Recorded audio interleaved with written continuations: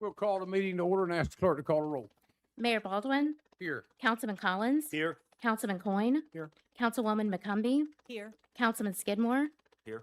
Councilman Thomas. Mayor, you have a quorum. Thank you. Our invocation tonight will be by our Jay Ortez, our chaplain. Thank you, Mayor, City Council, City Manager, Mr. Fabry, Assistant City Manager, Ms. Tara. My chief, my fire chief, my police chief, Dana Crawl, Billy Floyd are with us as well.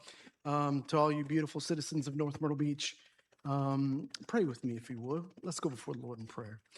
Heavenly Father, we thank you for the day, Lord God. Your word says that this is the day that you have made, and we will rejoice and be glad in it. Lord God, I thank you for the leadership of this city, from the mayor down, Lord God. We thank you so much. Father, I pray wisdom, knowledge, understanding, discernment, and favor over these folks that are leading this great city. Lord, my prayer is this city would be known as a city that loves you, God.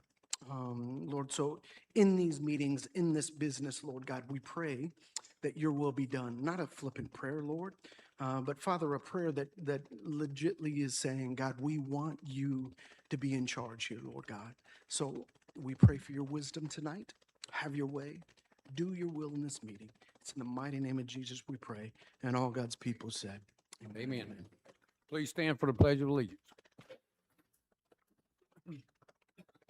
I pledge allegiance To the flag of the United States of America, and to the republic for which it stands, one nation, under God, indivisible, with liberty and justice for all.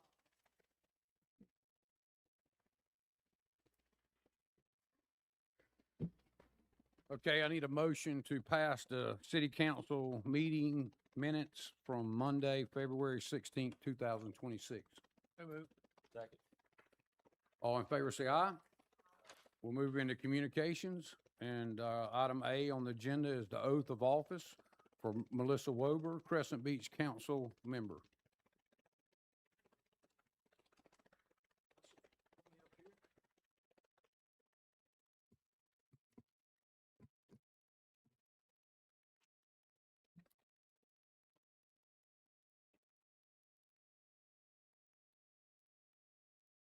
You ready? All right. Just repeat after me. I do solemnly swear that I am duly qualified, I do solemnly swear that I'm duly qualified, according to the Constitution of this state, according to the Constitution of the state, to exercise the duties of the office to exercise the duties of the office to which I have been elected. to which I've been elected.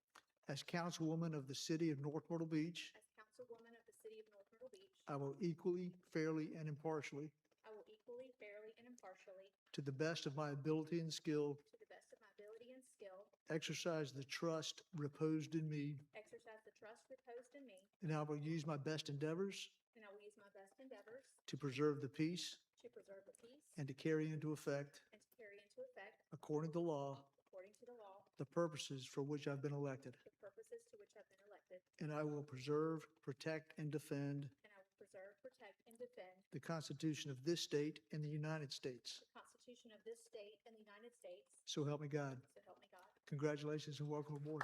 Thank you.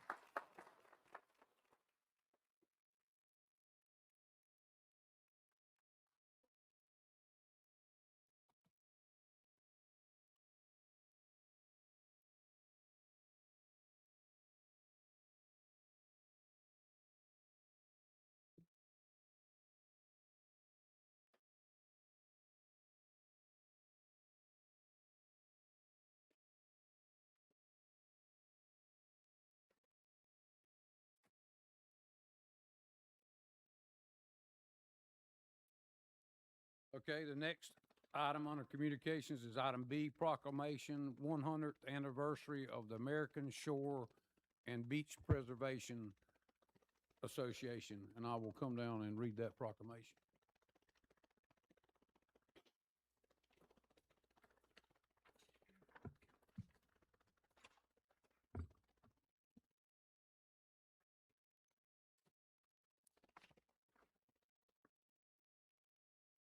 Whereas this year, 2026, marks the 100th anniversary of the American Shore and Beach Preservation Association, ASBPA, an organization that is led the advancement of coastal restoration, shoreline protection, and resilience, waterfront management for a full century.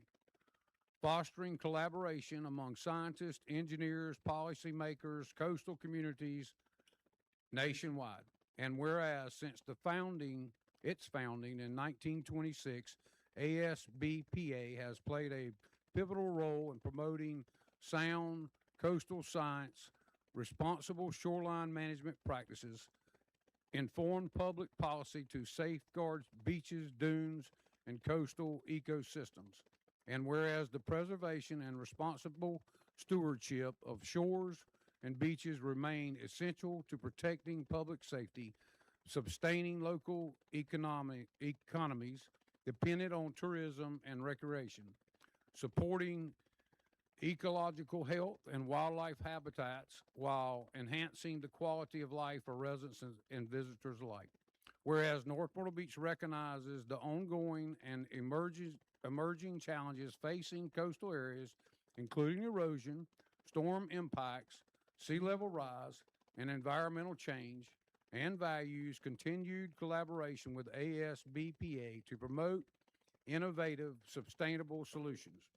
Now, therefore, it be resolved that I, J.O. Baldwin III, Mayor of the City of North Myrtle Beach, South Carolina, along with the North Myrtle Beach City Council and its residents, hereby commend the American Shore and Beach Preservation Association for a century of leadership and service, and reaffirms its founding purpose to promote the well-being of the nation through the careful stewardship and preservation of coast and shores. We proudly celebrate ASBPA's centennial and renew our commitment to collaborative coastal protection and resilience for the beach of present and future generations. So there's not someone here to accept this award, I don't believe, is there? No. But it will be presented in Washington, D.C. by the South Carolina Beach Advocates.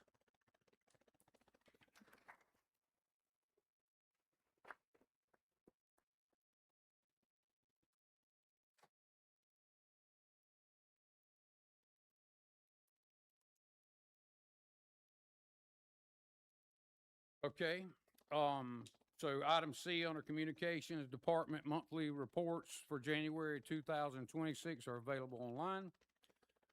We'll move into item 4, announcements by mayor and council. Are there any announcements by?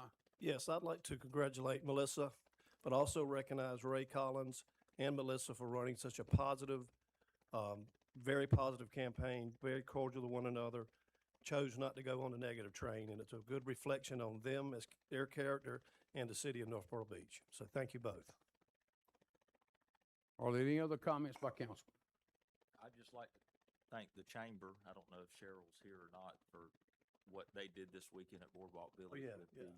the oyster recycling program. So for y'all that don't know, last year, and I don't know if it'll go the same way this year, but they had the same benefit, and all the oysters were collected and taken out to Wadey's Island to start the live shoreline protection reef system. I don't know if you call it a reef system, but Cheryl, do you know, will they do the same thing with these oysters?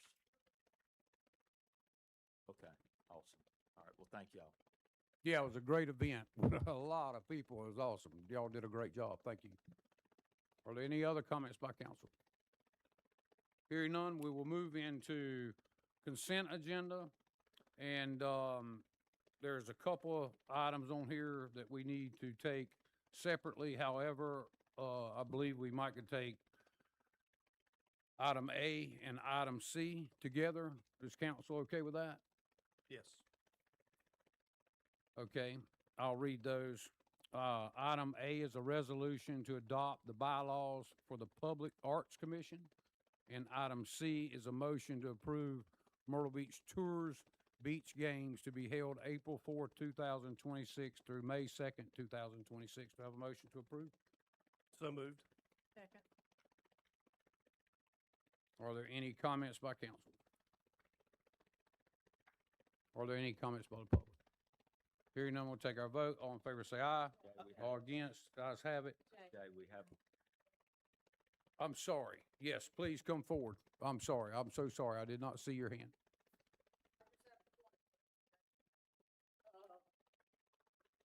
If I'm understanding Please correct, give your name and Oh, address. I'm sorry. please. Yeah. thank you. Debbie Lombardino, I live at 309 49th Avenue North, North Myrtle Beach. If I understand correctly, this ordinance gives the, I call it the PAC, Public Acts Commission, the authority to make decisions regarding the facade and any other issues related to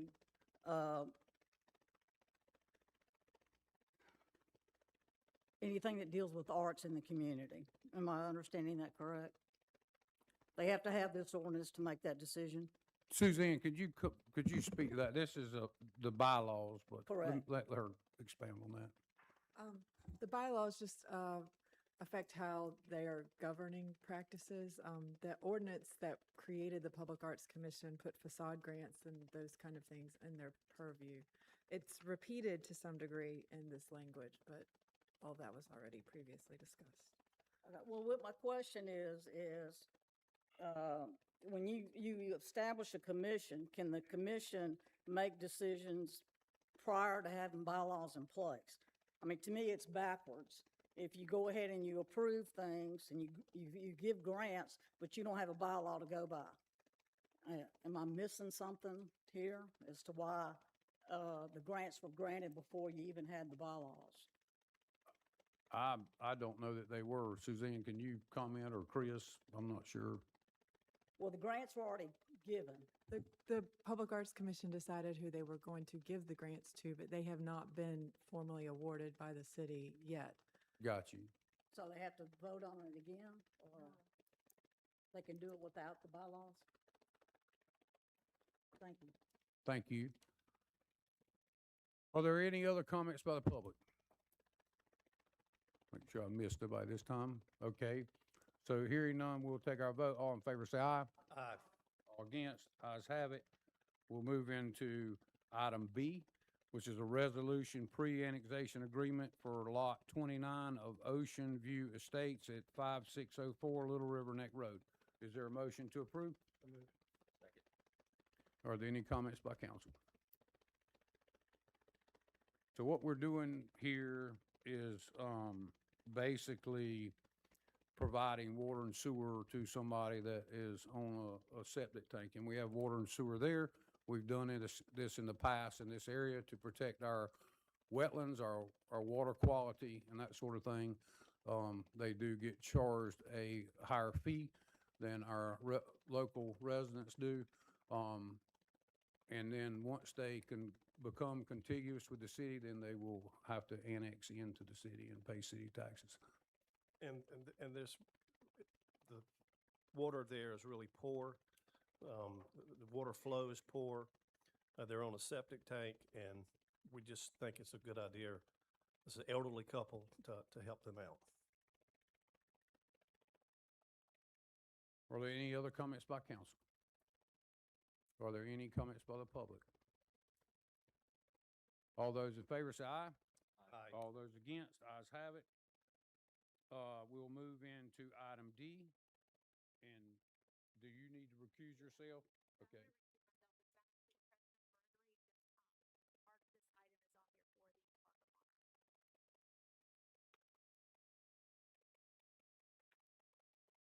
So item D is a motion to approve North Myrtle Beach Rotary Park of Honor to be held June 26, 2026 through July 27, 2026. Do I have a motion to approve?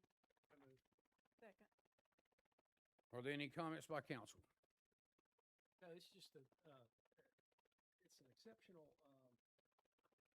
show of patriotism at the park, Wayne Park, and I would certainly encourage, even though it's a little ways out, encourage everybody to go and experience it. Just a phenomenal event, in which will tie right into our 250th celebration, United States of America. Absolutely. Thank you for sharing that. Any other comments by council? Are there any comments by the public? Yes, please come forward, give your name and address.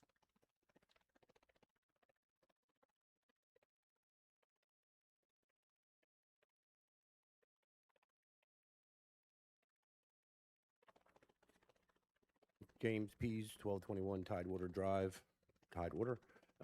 Immediate past president of North Myrtle Beach Rotary Club. What I'd like to say is thank you for allowing us in Parks and Rec to allow us to extend this to 1 month as opposed to our regular 2 weeks. And with the proceeds that we raise, we look forward to making a difference in the community for our veterans. Thank you. Thank you. Thank you. Are there any other comments by the public? Hearing none, we'll take our vote. All in favor, say aye.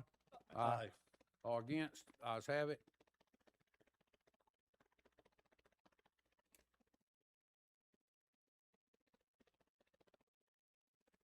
We'll move into unfinished business. Item A is ordinance second reading, amendments to Chapter 23 zoning of the Code of Ordinances of North Myrtle Beach, South Carolina, defining in-ground pools.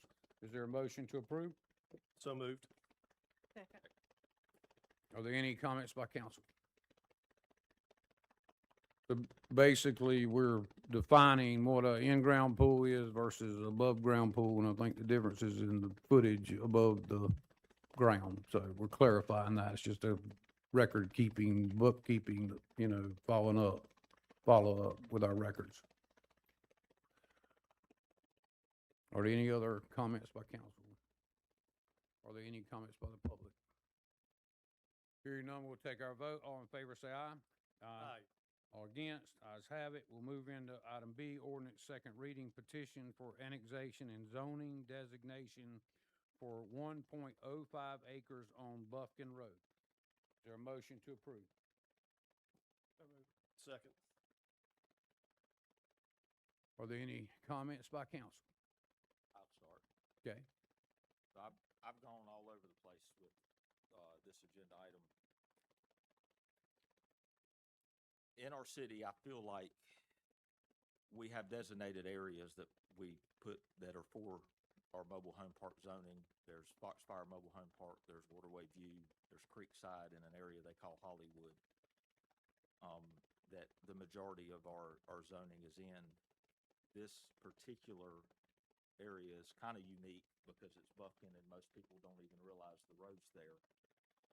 And it needs a lot of significant improvements to improve that area. And I am curious to, when it's time for public comment, to see if anybody from that area is here, because my one part of me that's wanting to approve this ordinance is the fact that that area does need cleaned up.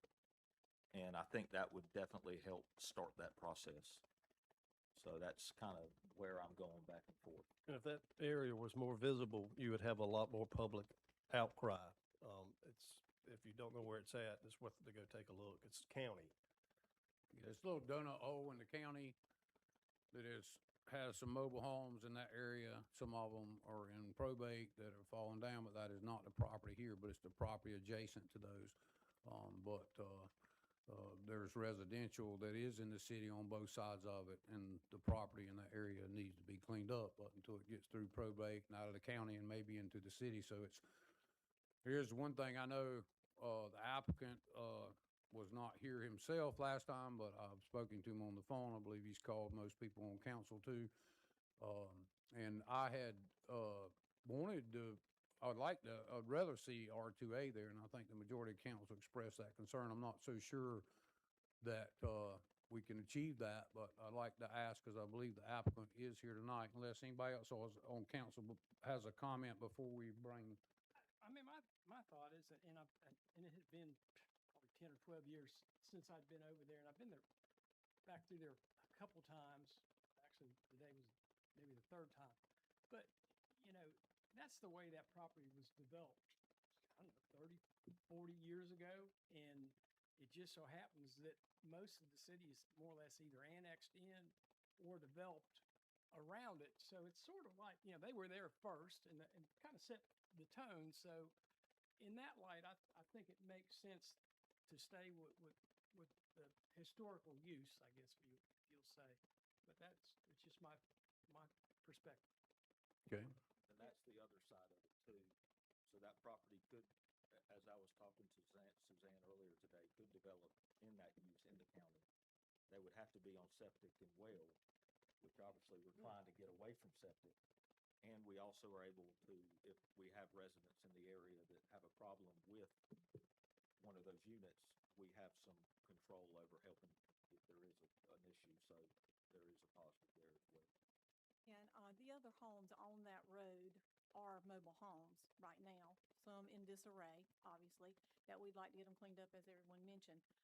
You know, another option for the developer, who I think is here tonight, is to consider modular, you know, which would be build a little better than a mobile home, but that's a consideration. But mobile homes today are not like mobile homes of old days. I mean, they're $200,000 and $300,000 mobile homes, so they're very nice. And I think there's going to be brick underpinning and things like that to make them look really nice and like a nice home.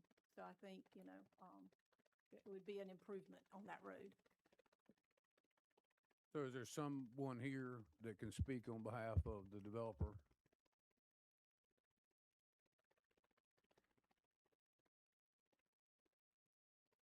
Please give your name and address. Sure. Tyler Ban, 2271 Parizo Court, Inglewood, Florida. I'm under contract to purchase the property.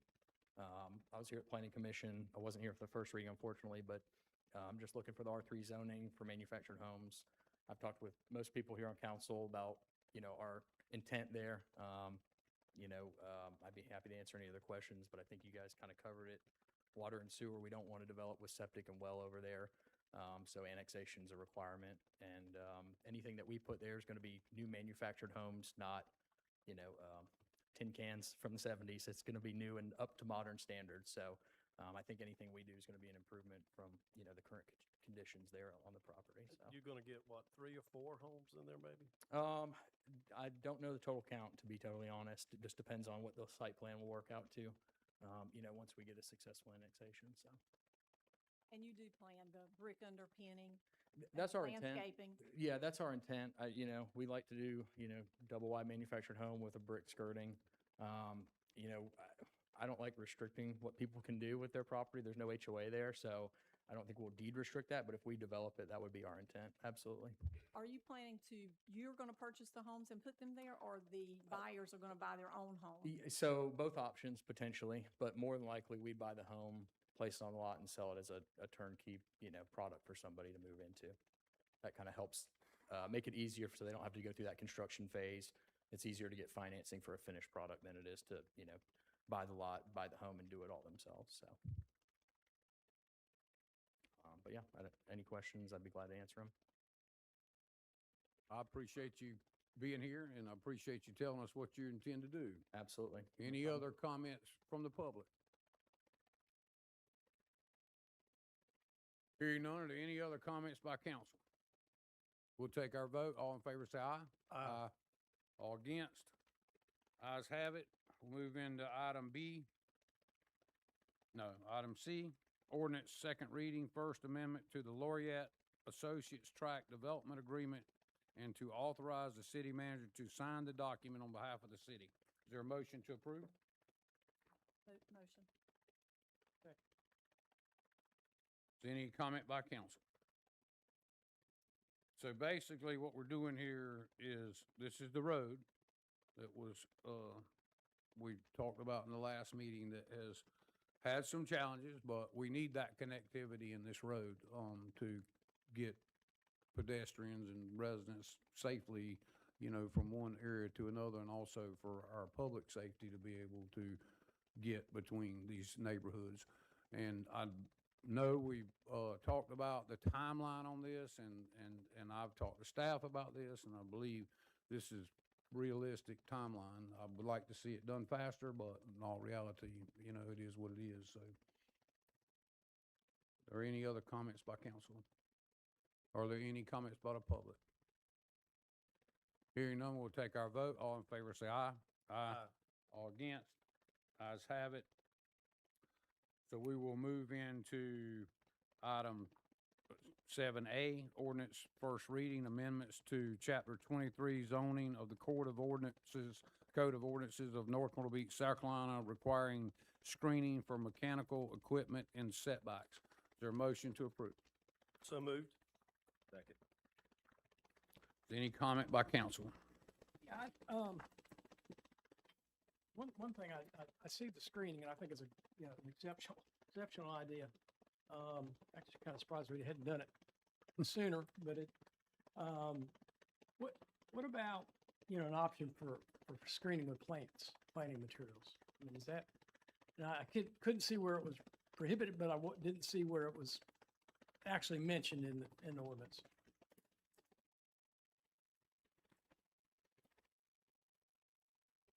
Pull up the agenda. I was looking for that actual text that we had in the ordinance. Can I just get a copy?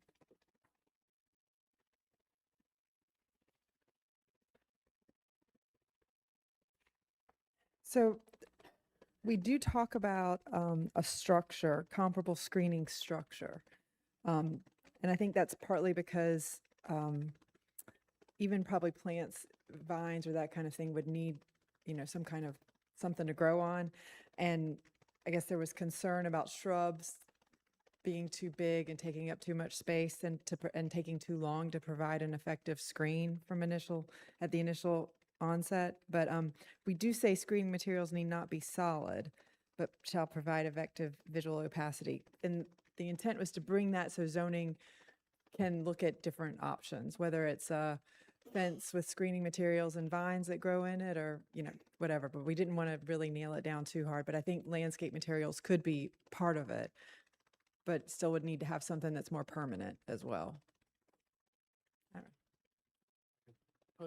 Like a podocarpus hedge or something, similar to that would be, because on that respect, it's probably a little better, would probably be more effective on sound dampening opposed to a solid structure it's just going to bounce back and forth.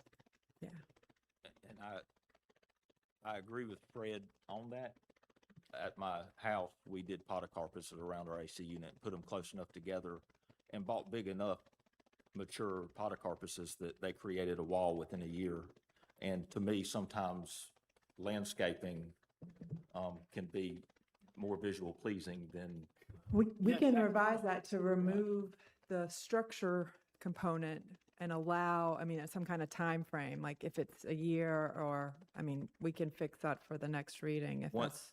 One thing, and I don't know if we're digging too deep into this, but so in my community, they ended up scratching that because you had some builders that would decide to put a, 3-gallon Right. instead of a 30-gallon. So I don't know if we would want to recommend or require a mature enough that it's actually accomplishing what we're wanting it to. Another thing that I'm not really jumping around, but I see the 70 decimal is read at 5 feet, not right up against the unit. That's correct. But that is only when they are encroaching into a setback. Correct. So And it is only for pool equipment. Okay, mechanical, not at all. So, okay, that was going to be my next question. Another thing I also had, when I was reading through my packet, and I believe it might be what y'all presented or someone presented to the Planning Commission where it was requiring a minimum of 6 feet tall. Mhm. But That was the original. Right, and that's been scratched, and here it's 12 inches above. the equipment itself. And it could be 6 inches clear from the ground to allow air exchange or whatever is needed. Okay, thank you. Are there any other comments by council? Are there any comments by the public? Hearing none, we'll take our vote. All in favor, say aye. Aye. All against, ayes have it. We'll move into item B, is the ordinance. First reading, petition for annexation and zoning designation for 64.46 acres on South Carolina Highway 90. Is there a motion to approve? So moved. Second. Are there any comments by council? One, I'd like to, and I think they had addressed a couple of the items in here. One was adult entertainment and a few of the other items. But I'd like to see, I'm just concerned about, I'd like to see some kind of restriction on residential being built within that, which you can, would be a possibility that, because we're sort of overwhelmed with, on the residential side or in the multifamily, where well, I think we're in good shape on both of those items. Right. Are you talking about the entire site, or are you talking about what we call the no-fly zone, where we already restricted the uses that were butting against the neighborhoods? I was kind of thinking the whole site. for any sort of residential or apartments or, Anything like that. and okay. Such unless, I mean, might be open to like a live-work type scenario, might make some sense. Yeah. And I think that was the thought, is that no-fly zone could work for a townhome over-under product where you had a shop below and a residence above. That would be my only caveat to that. If you look at the highway frontage and the cost of the land, it's really prohibitive. And if we're honest, the apartment buildings that are in that area already are pretty well, Well, today they are. yeah, Well, yeah. Who knows tomorrow? Yes. So your plan is for all commercial? That's correct. It's really a big box trying to bring some of those users that aren't here yet. And that's the point. They will drive everything else. The out parcels, if you look at the way the site plan's designed, it actually picks up a part of the original Champions Crossing. Those are the out parcels, and it follows along Highway 90 as well. So a lot of those freestanding commercials would be there with the bigger boxes in the interior of that site. I know what I've seen here is DA material. This is a PDD too, though, correct? It's not, it's highway commercial. Highway commercial straight zone. That's right. The DA that's protecting what Yeah. we agreed to at the council meeting. So Yeah. I do like that there's a lot of retail in this, individual retail up front, because as that area grows, it'd be nice to have stuff for them to have on that side of the water to keep them from coming back across, help lessen some of our traffic. And I also, the HOA president of Park Point had a bunch of stuff that they would have wanted to see for their community, and y'all have been willing to accommodate all of that. So that's nice as well. That's really And I think this is one of those cases where using a development agreement makes sense, because we don't want to preclude uses that would make the commercial viable. You remember across the street, a lot of what we thought Champions Crossing would be originally, I'm not saying they aren't good uses, but they didn't end up being the commercial uses we anticipated on the front end. So I think this is a second chance to salvage that and have some uses that service not only the park, but the communities out there, and keep them from having to cross the waterway to get back. And that DA is a good vehicle to provide those protections that the neighborhoods wanted and needed. So if you did have, when you were talking about like the live work, you could have a portion where you have live work, but it would have to be retail or stores on the bottom, right?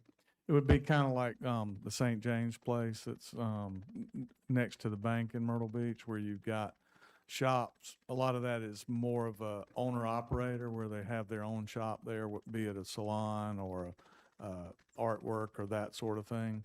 That's typically what you would see there, and that might be more compatible with the area where we precluded transient overnight accommodations, because the neighborhoods definitely did not want hotels in that area, and that makes sense not to put them there. I understand. A nice that would make a sensible transition from commercial retail towards the neighborhoods. Yeah. So I think before we get back to second read, we can work on that language to give you what I think you're asking for. What I'm hearing is you don't want apartments, which we don't want either. Right. And it's probably not feasible for single family in that location either. So would that be in the DA? Yeah, we'd add that in the DA as another Okay. Use restriction. All right. Are there any other questions by council? Are there any comments by the public?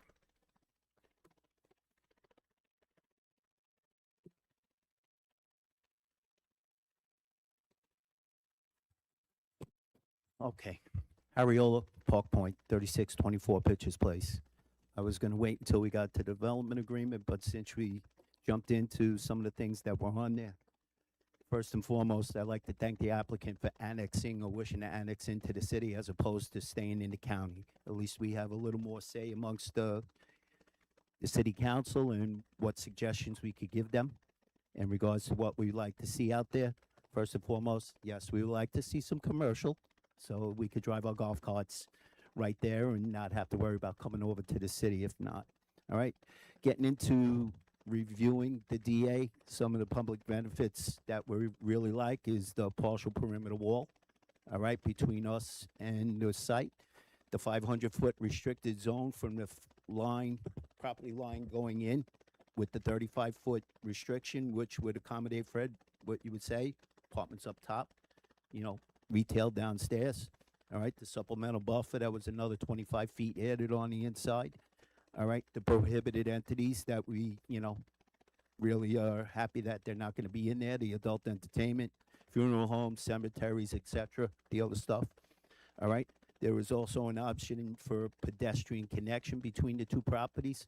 I'll just let you know, Park Point don't want it. All right. The 7 a.m. to 6 p.m. construction traffic and the multiple entrance and exit options. A couple of concerns that we had with our virtual meeting this past Wednesday night. Of course, there'll be an increased traffic volume. All right. What we've been asking for 5 years, and hopefully, we could do this with the expansion of the park. Of course, there's more traffic. And especially since the park is right there with two communities between Park Ridge and Park Point, if we could have a safer access, potentially a pedestrian crosswalk, a traffic control device to make it safer for families to get across the street. All right. And one other thing that we brought up is in regards to the construction traffic pattern. Some of the things that we see currently out on Route 9 with the dealerships going over there near the Planet Fitness. There's a lot of dirt and debris when they come out across, go into the suicide lane and try to get across onto the other side. If there's some sort of mitigation that's in play, or if not, if there's an alternative pattern, if feasible, if they could come in on Champions and out on 90 and use the right-hand turn lane so that they could go on their way and access 31, that'd be hopefully something that could be feasible.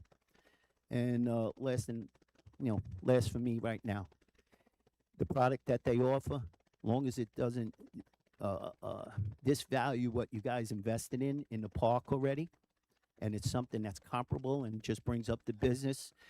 And again, okay, my 3 minutes are up. Yeah, All right. you've done this a lot, Harry. I know I do. I don't You talk probably that often. practice. Last but not least, if transient accommodations need to go in, let them be at the front, please. As far as you could get them away from us, we greatly appreciate it. Okay, and I believe most of the things you talked about have been Remedy. addressed. But I would like to ask the applicant, Shep, if you could come back up, because one thing that has not been addressed is the crosswalk that Harry brought up. And we've been working on that. That's something we've been working on. I think it's important to get a crosswalk there from Park Point over to the sports complex. And I've talked to you about this earlier today, and you're willing to provide The developer was willing to do that. We Okay. recognize that that's a value, similar to what happened when we put Del Webb along Possum Trot. We did Sure. the same sort of improvement there. I think from their perspective, since it's not on site, what they'd like to do is contribute the cost of that to the city and let the city install that. And that's another thing that before we come back for second read, we can qualify that with Dana and make sure that we've got an adequate number in there to cover that. But I think this is the third or fourth time we've installed a crosswalk in one of these projects, so we all should be pretty familiar with it now. But the developer didn't hesitate at all. They recognize that that's a value to the community, and they're happy to do that. Thank you. Are there any other comments by the public? Please give your come down and give your name and address. We have a 3-minute limit. Harry tried to push it.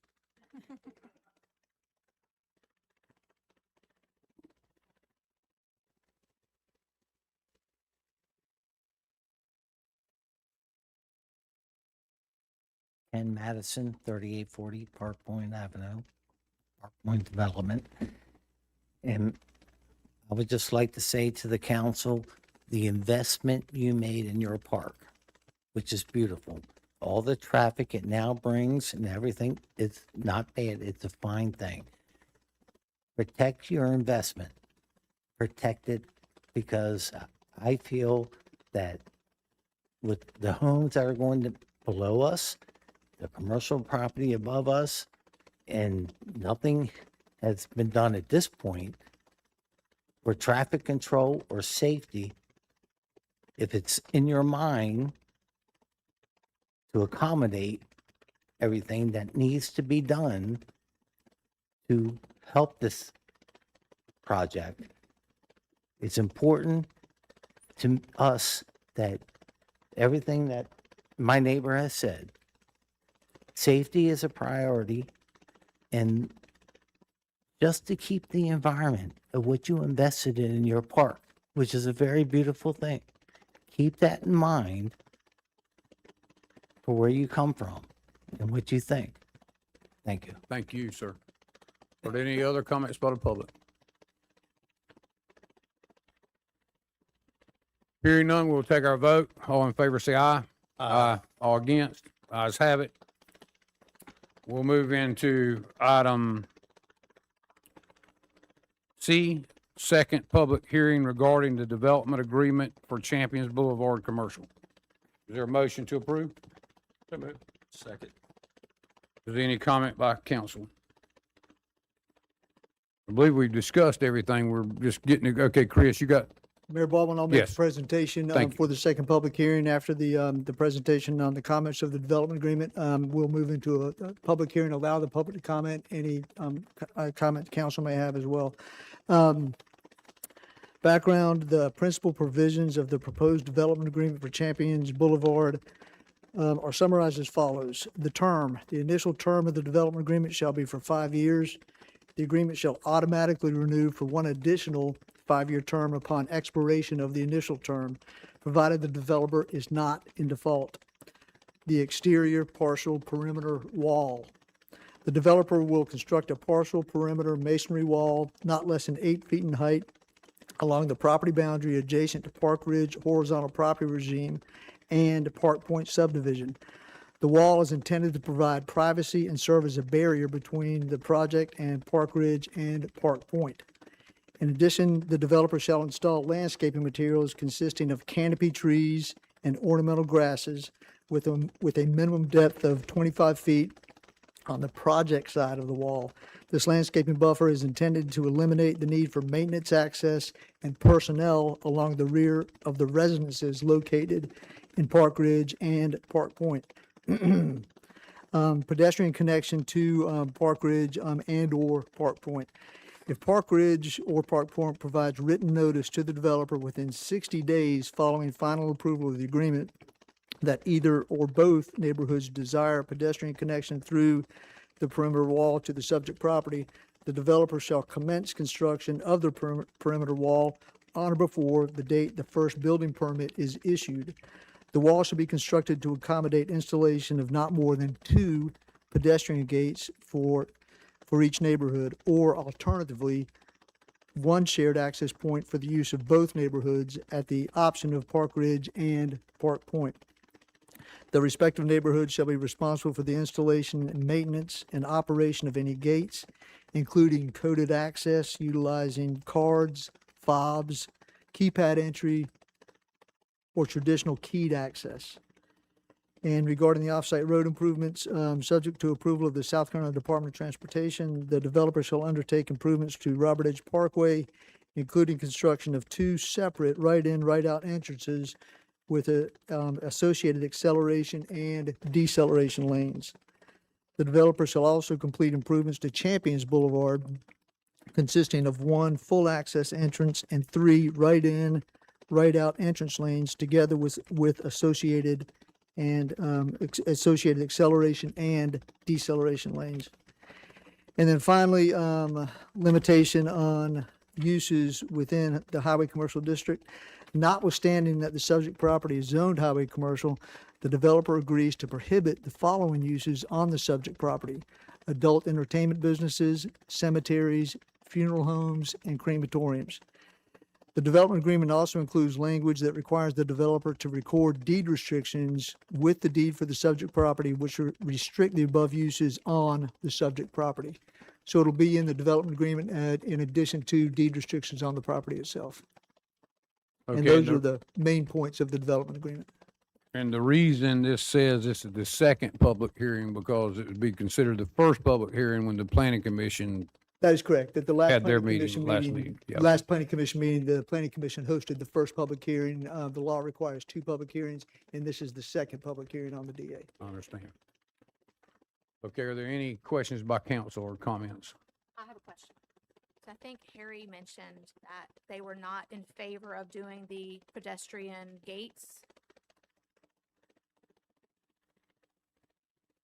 So is that, and Yeah, Harry, you might need to come down so everybody can hear you, but Well, It in looks the, like in it's the an option. DA, Yeah, yeah, it in looks the like it's DA, an it option. says they won't do it. So, It's Chris, an will I option. be required to send a letter that we don't want it, or just ignore it, and after 60 days, they know? You could ignore it after 60 days, but if you wanted, you could send a letter 60 days after Pre- requesting. I don't want to, it's better than, should I just have a letter typed up saying we do not want it? Certainly could do that, yes. That'll be okay, fine. then we'll address that before second reading to make sure that's in there clear in the DA. Okay. Well, if I read it, it says you're giving them the option the if they option. want to do it. Yeah, they're not saying you Oh. have to do it. Well, you're saying already know. And how about the other Ocean? We have no control over that, Right. as it is a managed rental property, that Right. whole development there, Park Ridge. So if they choose to do it, it's all on them, and they have very little space because their dry pond is there. So if anything, there's very little room for them to actually have access, and it would be forward in their, within their property lines. I understand. Does that answer your question? Okay. All right, are there any other comments by council? Are there any comments by the public? Hearing none, we'll take our vote. Oh, I'm sorry, yeah, no vote, okay. All right, we'll move into item D. Is ordinance first reading development agreement for Champions Boulevard Commercial and to authorize the city manager to sign the docket on behalf of the city. Is there a motion to approve? So moved. Second. Are there any comments by council? This is where I believe we've already made comments that would address this on and on and on. Are there any comments by the public? Hearing none, we'll take our vote. All in favor, say aye. Aye. Aye. All against, ayes have it. We'll move into item E, is the ordinance first reading amendment to the Gator Plan Development District PDD, revising the TGI Fridays site to a new Chick-fil-A site. Is there a motion to approve? So moved. Second. Are there any comments by council? I don't mind starting. Sunday, which was yesterday, I started looking, I saw Chick-fil-A, and obviously I looked at it a little deeper, and our Chick-fil-A is busting at the seams, as everybody in here probably knows. So it was nice seeing that, and they were gonna accommodate TGI Fridays, which is a big parcel over there. And I thought, well, everybody loves Chick-fil-A, so I moved on to the next agenda item, but, you know, a couple hours later, my phone was blowing up. From what I didn't think about was the traffic situation. So, that would be where I think my conversation would be, is addressing the solutions, maybe with Dana or council, on how y'all see fit, or the engineer in this project to deal with that. Yeah, I think I've talked to every council member over the weekend about this issue, and there's a major concern, of not how you get into the new area, but how you get out. And a lot of the planning commission members, I watched the meeting, were very concerned about how you would get out in the traffic flow. And I go there a lot. I'm sure a lot of our residents do.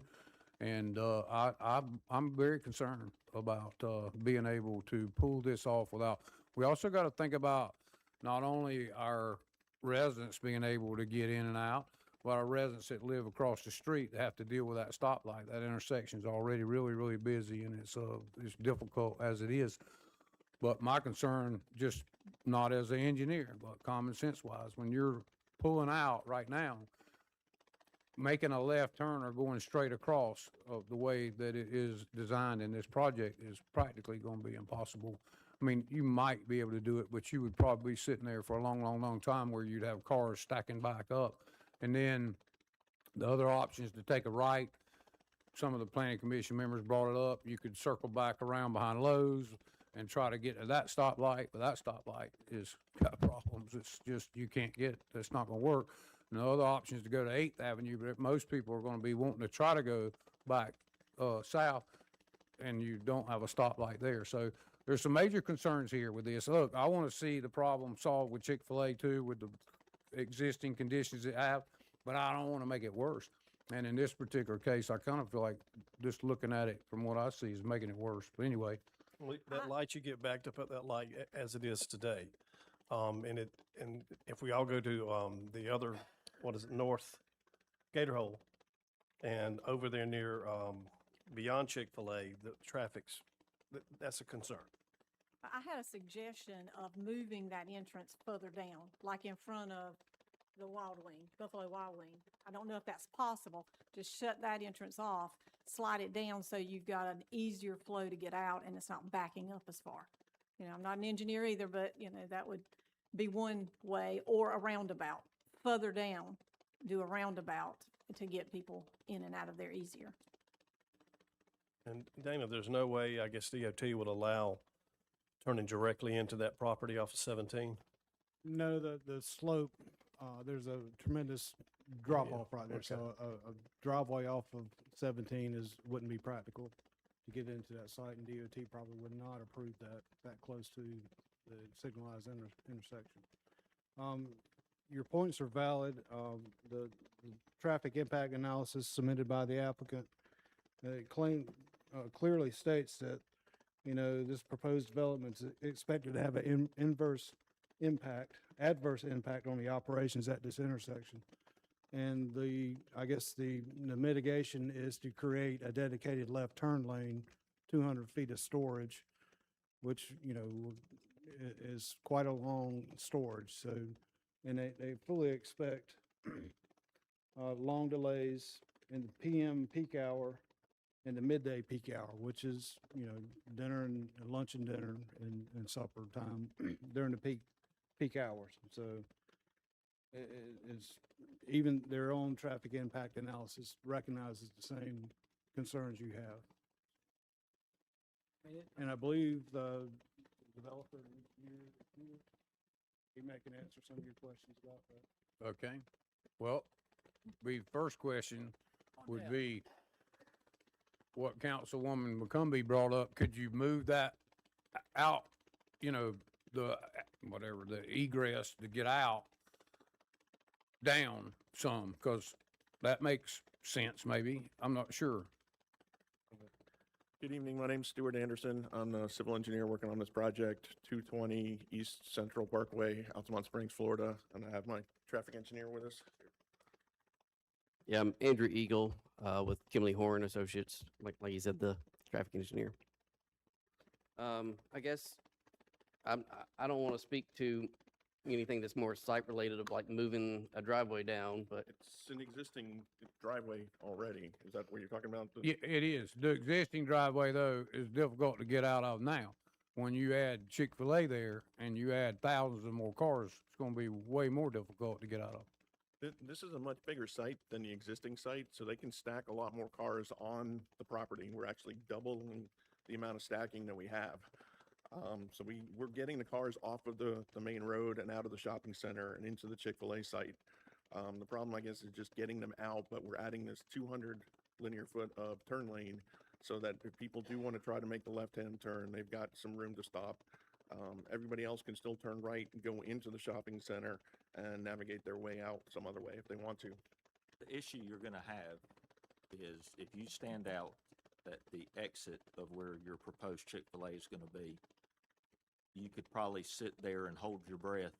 You wouldn't be able to hold your breath because a car's gonna come by you every time. I mean, that is a very, very busy intersection right there. I drive 17 all the time, and when you start to get to that stoplight, anybody, if there's 10 cars in that right lane, 7 of them are taking a right into Gator Hole.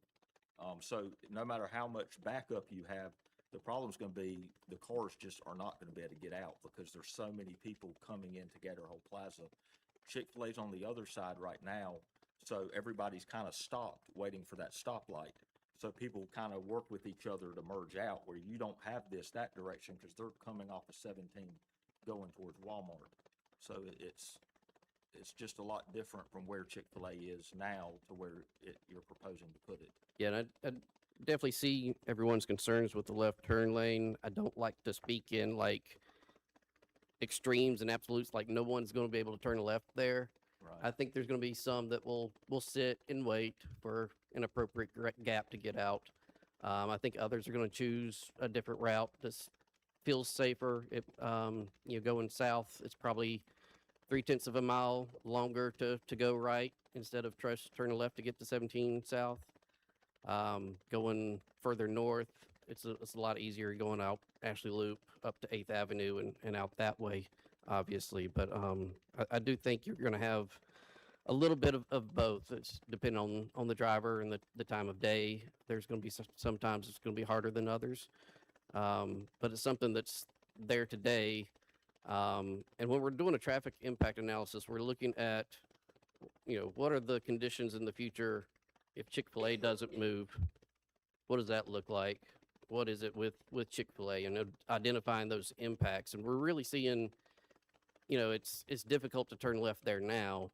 It's going to be a little bit more difficult in the future. We're not creating the problem. We're trying to address it as much as we can by doing a left turn lane so people can, if they choose to, they can sit in that left turn lane and wait, while others can get around them in the right turn lane. I mean, it seems like a kind of a growing trend, and we have it, in Coastal North Shopping Center where you have that type of intersection that it's the proximity to Highway 17 or another in Myrtle Beach, where you're trying to get on the 501 in that area by Best Buy and Michael's and the Walmart. That same kind of scenario where, you're 150, 200 feet, needs 300 feet. They need, more distance there.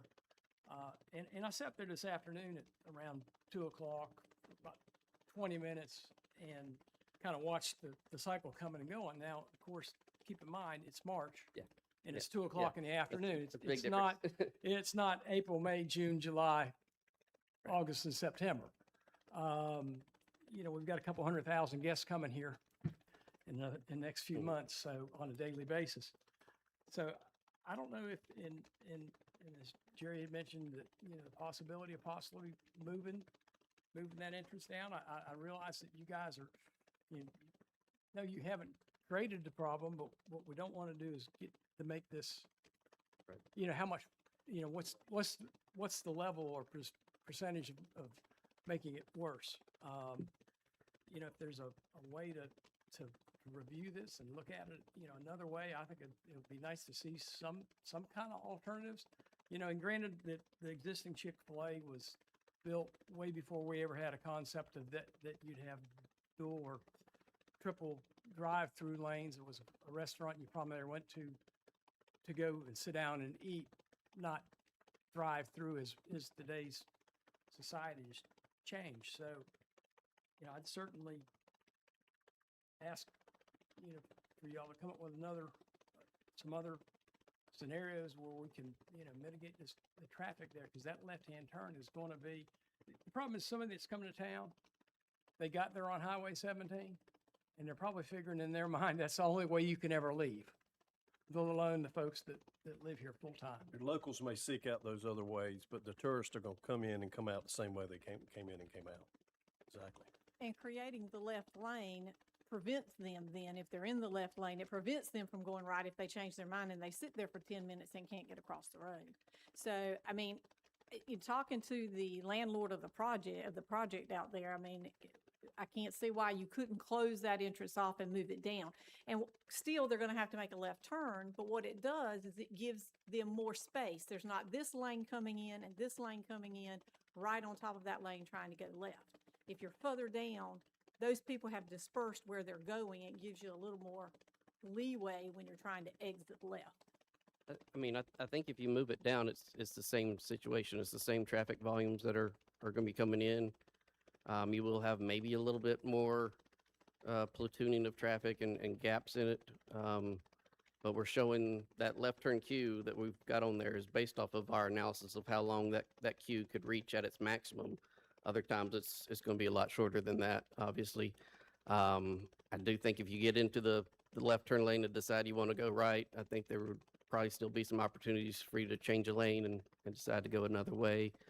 As far as the people that aren't local, I mean, if I'm going to Chick-fil-A and I'm trying to get back to my hotel, I'm going to put it in my hotel and see, all right, where's it going to take me? And if I don't want to sit and turn left, I'm just going to go right, and it's going to tell me where to go. So, I think we've addressed what would be responsible of the development of, we are adding traffic and we're trying to accommodate what's there. So we've accommodated that queue of people that would be in that left turn lane.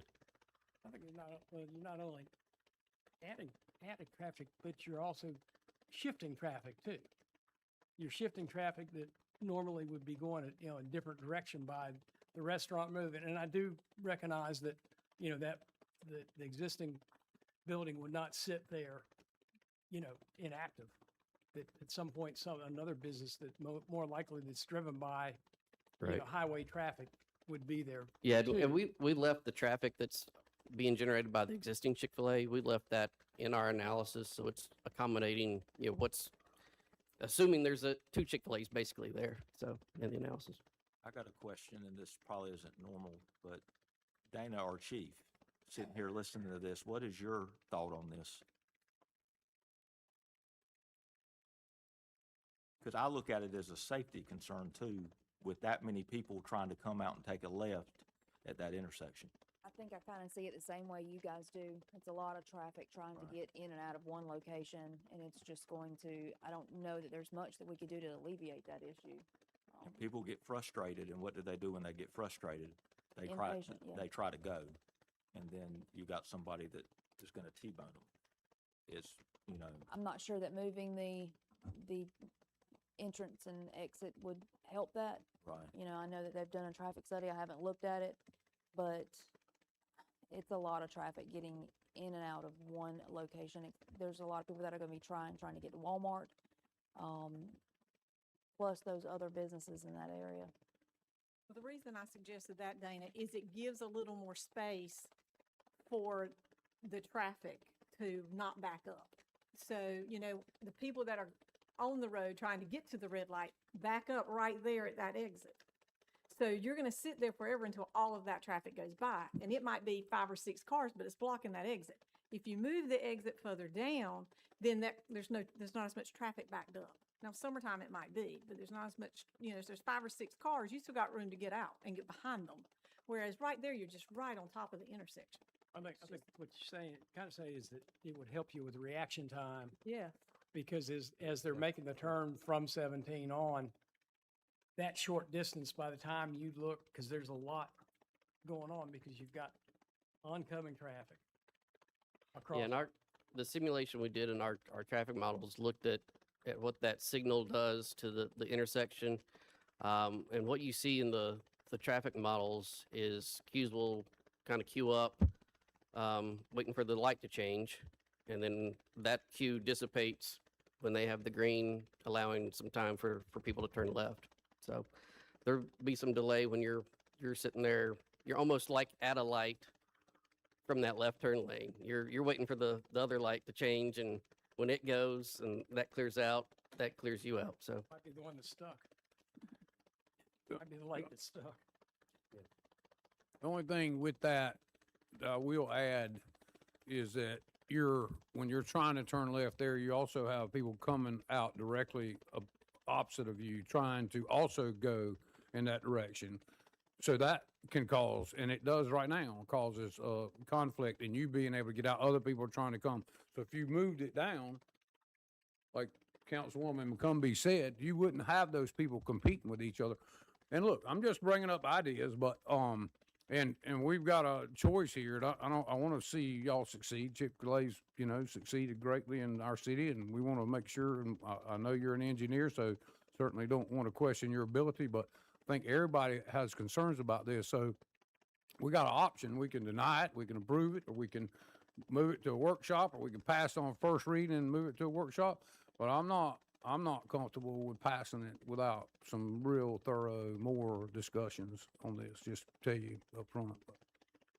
I appreciate your concern. I'm not sure Chick-fil-A has the right to move that driveway. That's not actually on the lease parcel that they have. They're taking a little bit of their parcel to add to the turn lane, but to move it down would take approvals from everybody else within the shopping center. I do feel this is a bigger site. It's a better site than where they are now. Right now, they're currently backing up onto the access drive behind, and I think that they will keep their traffic on their property with this new configuration. We've got a lot more stacking. get the traffic off the main roads, and then they just have to take their time getting back onto the road to navigate through the shopping center to go to the right and come around. I also, like Andrew mentioned, there's a lot of platooning going on when that light turns green and that left turn onto 17 dissipates, all the cars go out. There is an opening for people to turn left out of the Chick-fil-A site into that turn lane. I was able to do that this afternoon. I sat there and waited while all the cars were sitting at the red light, and as soon as it turned green, they all cleared out and it opened up and there was plenty of room to make the left turn out of that TGI Fridays. So I do think it's not as bad as some of what I'm hearing here at peak times. Yes, it's going to be bad, but I don't think that's going to be the entire time. When did you do this traffic pattern study? When was it actually performed, or when were the counts made? What are you asking? When was it performed? Actual date? We submitted the TIA in October, I believe, and didn't have any comments from staff on it. So it was performed in October, in our slowest time of the year. So opposed to in our peak season, where you would get more of an accurate. So counts were done, I think, in September, and we applied a seasonal factor to those counts based off of, peak times. So the highest of the year. Gotcha. So that's accounted for. Thank you. Yep. And I would say, I think I would agree with y'all more of taking this to, a further step. But looking at the analysis, if the analysis were showing that signal was queuing up past the intersection and the left turns never could go, and it's queuing back into the site, and there's these humongous queues over 200 feet, over 500 feet, I could definitely see, there would be needing some more further mitigation there. But seeing it contained within the site and not causing any internal site issues, they're able to stack up and wait to turn left. And there's other ways to get out, other routes to go. I think this is the appropriate for the amount of traffic that's there in the analysis that we did. Thank you. Thank you. Are there any other comments by council? Are there any comments by the public? I'd actually like to go and speak on this. Okay, please give your Mayor, name and Council, address. Myrtle Bell, 1103 Golfview Drive, North Myrtle Beach.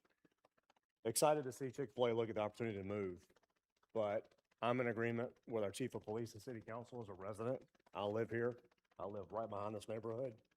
The road that they're talking about there currently, you come off of 17, you make a left turn into Chick-fil-A, Cherry Drive. I've seen traffic backed around to the stoplight, waiting to make that left in the summertime. So Councilmember Cumby's assessment of doing a traffic study in October, unacceptable. Won't work. I think you need two rights. You need a right and a roundabout and flowing back to the light. That'd be my recommendation on the project. You could do it back where Walmart comes off into Home Depot, but there's no way this will work. The other part too that I thought about just sitting here is the current Chick-fil-A has two ways out, left and right. So if you're going north, you can go left through the church and come out that way. This design, everybody's got to come out, which the other part is, yeah, our Chick-fil-A's busting at the seams, but it can only serve so many people. This Chick-fil-A's designed to get people in and out. So that means that you're going to have even more traffic coming out of this Chick-fil-A than you do. Yeah, I mean, this is going to be I've seen major backlog and log jam in this area, and that's going to be a tough, that's going to be backed up really about 17. And like you said, people trying to make a left coming out of that parking lot, that's going to be a big delay. But summertime, I've seen crazy stuff, but I think this would be a safety issue for the community as a whole. And as a citizen just coming to observe the meeting, I felt like I needed to speak up on this. Thank you so much. Yep. Are there any other comments by the public? Yes, sir. Please come forward, give your name and address. Well, he's coming forward. I think as a council, we want to see this work. Absolutely. We want to see it work. We just need to be more comfortable with the traffic patterns. And we may be a reason to, instead of voting it down or delaying it. Yeah, we'll get there. Yeah, sure. Yes, And sir. Madison again, 3840 Park Point Avenue. I agree with you. There's a situation there where I mean, golf carts are crossing 17. Every traffic light from Second Avenue, which is really tough, on up is a tough situation. If there's only one way out, like you say, it become a tough deal. I mean, Chick-fil-A is one of our favorites. We know that. But as a local now, and we've experienced, moved down here knowing that it's a commercial area. And it's gotten tougher over the years, and it will continue to being tougher because there's no way to expand anything. But I agree that with, like you said, there's two way out from where you said, one way out from the proposed thing. Thank you. Are any other comments by the public? Actually, if I could just make a request that we table any motions tonight to take your discussion back to Chick-fil-A and to the shopping center developer and try to see if we can't come up with something better. Yeah, I was gonna ask you, let me just make sure there's no other comments by the public. And I was gonna ask you how you would like us to proceed. Are there any other comments by the public? Okay, hearing none. So now, I was gonna ask you, do you want us to vote on this? It doesn't look like it'd be very favorable right this minute. Or we got two options, and that's up to council. The majority of council, we could table it and get to a workshop. That's probably where we ought to go. I think everybody wants to make this work. We just got to get it where we know that we're not going to end up with a nightmare after we make this decision, and then we regret that we made it. So we got to somehow get on a comfort level to where we can vote and make this work. Yeah, I think that makes some sense. Okay. So who made the motion?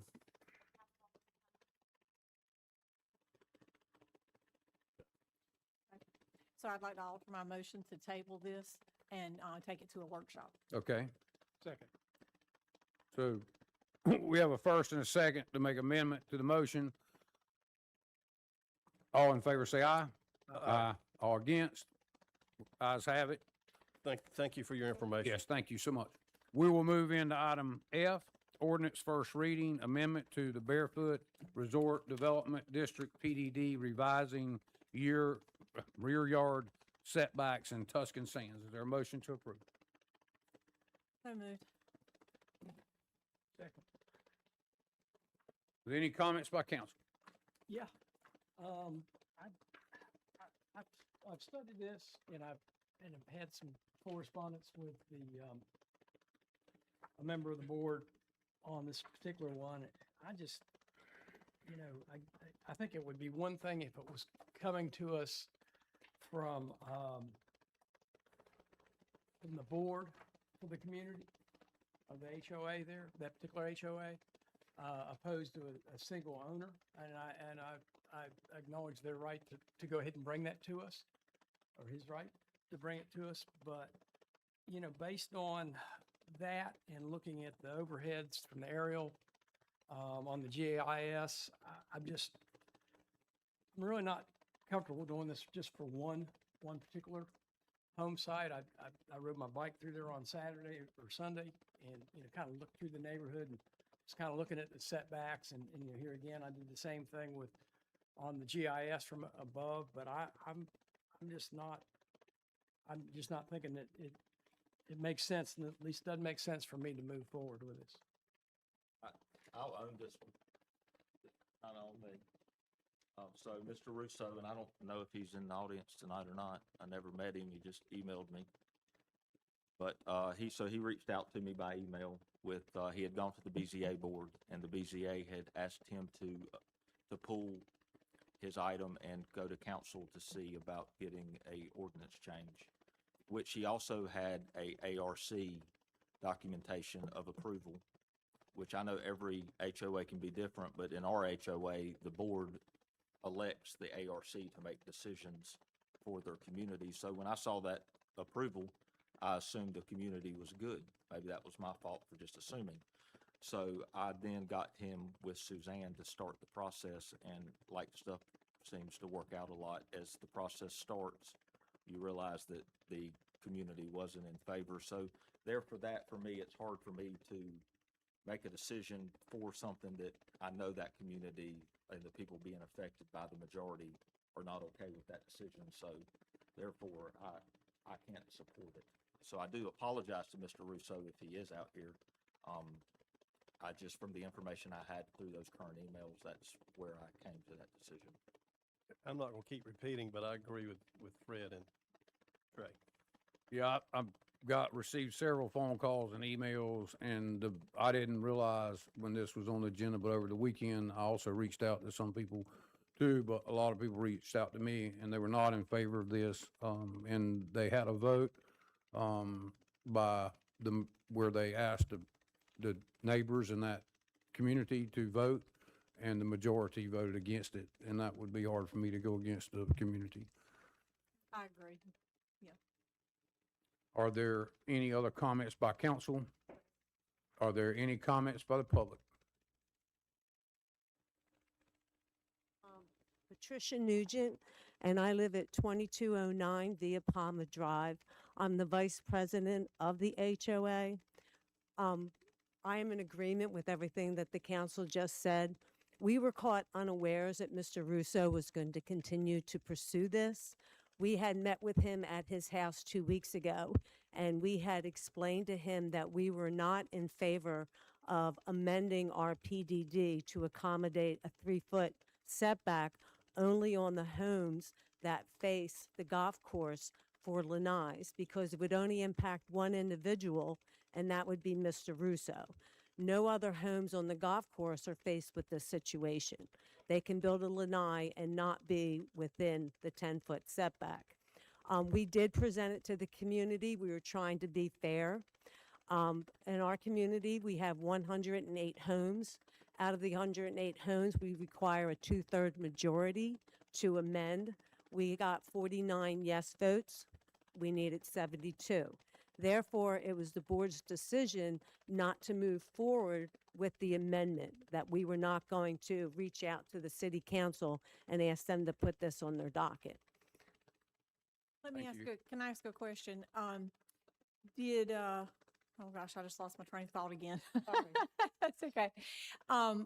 When you guys did this, how many let me back up. Architectural Review Board, the ARC, when they looked at the project and they approved it, did they go back No, to the HOA? art committee did not approve it, okay? So I'm a liaison for the art committee. Mhm. So what had happened is we had told him that it was within the 10-foot setback. Then the next process is you appeal to the board. 3 out of the 5 board members said that if Mr. Russo could get a variance from the city planning commission based on hardship, that they would go ahead and honor that.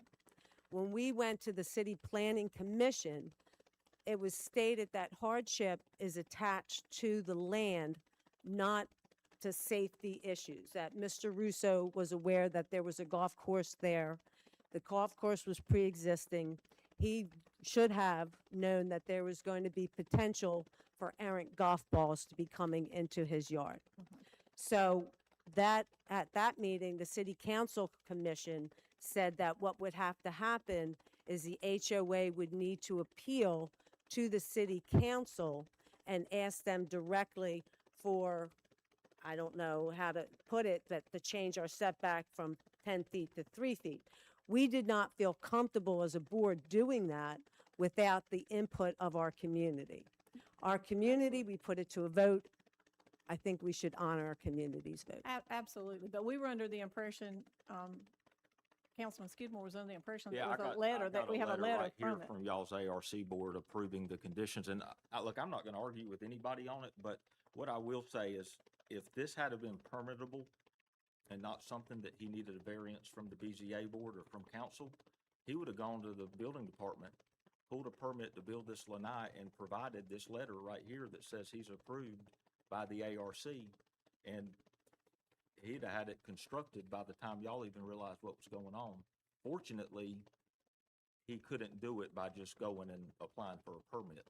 So that's why when I saw this and saw the approval, I didn't think anything else of it. Yep. Okay, I understand.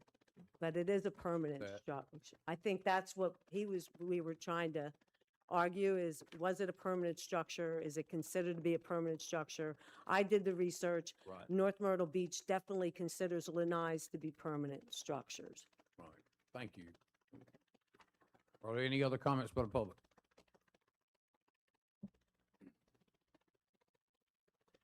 Yeah, Rick Rush, 2109 Mirabelle Court. I just wanted to say I'm opposed to this also, and I hear from a lot of people in Tuscan Sands. I'm not on the board of directors anymore, but I was the president for 8 years. Back in 2017, the setback in Tuscan Sands was 20 feet, and somebody wanted to change it to 10 feet. What we did then was we acted responsibly. We took a vote of everybody in the neighborhood, 108 lots, whether there was a house on them or not, you had a vote, and we needed 72 votes for it to pass. We had 94 votes. We worked with the planning commission. We came to the city council. We did a whole bunch of paperwork. We got all that passed. This board did almost exactly the same thing. They went to the people and they asked, and they only have 31 votes in favor of. They need 72. There's a great man who once said, the needs of the many outweigh the needs of the few.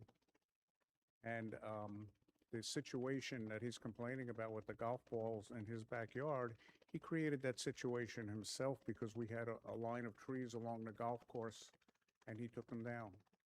Now it's open and there are other alternatives for preventing golf balls, maybe a net or something like that. I don't want to tell them what to do, but most of the people in Tuscan Sands that have called me, or as a matter of fact, everybody who's called me on it, is opposed to this. Thank you. Thank you for your time. Are there any other comments by the public?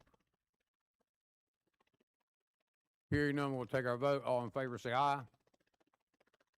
All against, nay. Nay. Nays have it. We will move into item 8, which is public comment. If anybody would like to address council, please come, give your name and address, and we have a 3-minute time limit.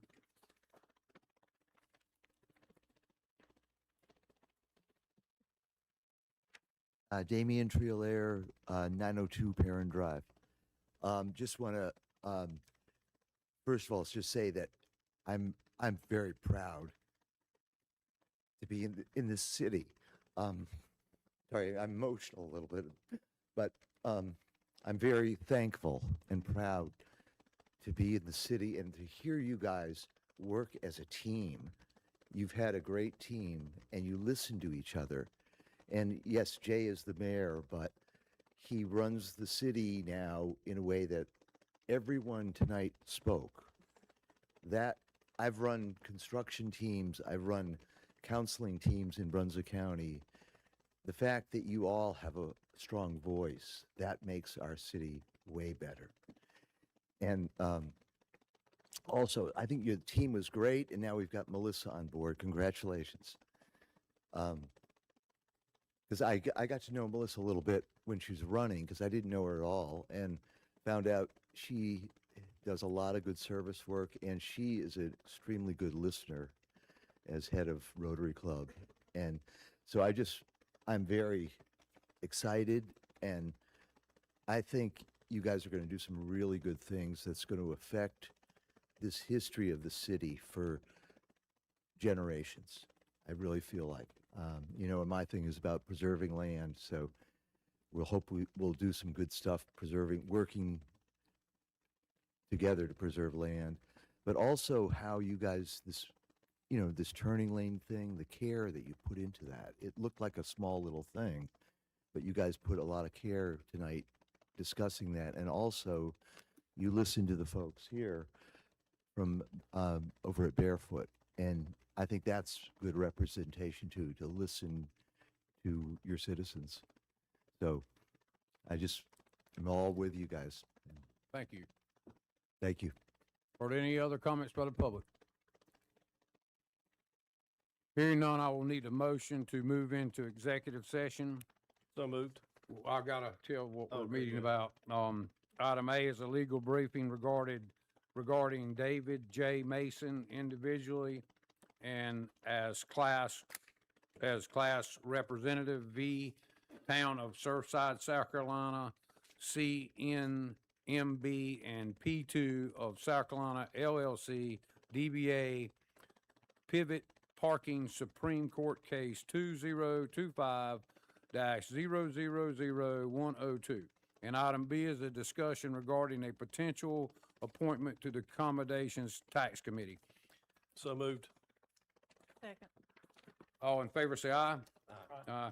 So council is going to move into executive session, and then we'll adjourn the meeting when we're done.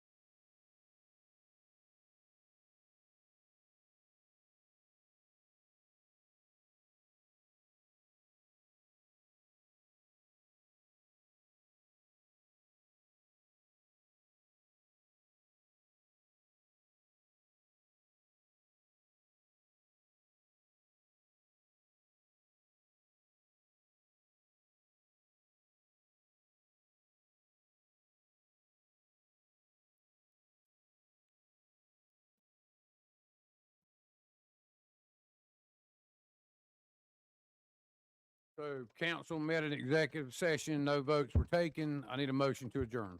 Motion. There's a second. Second. All in favor, say aye. Aye.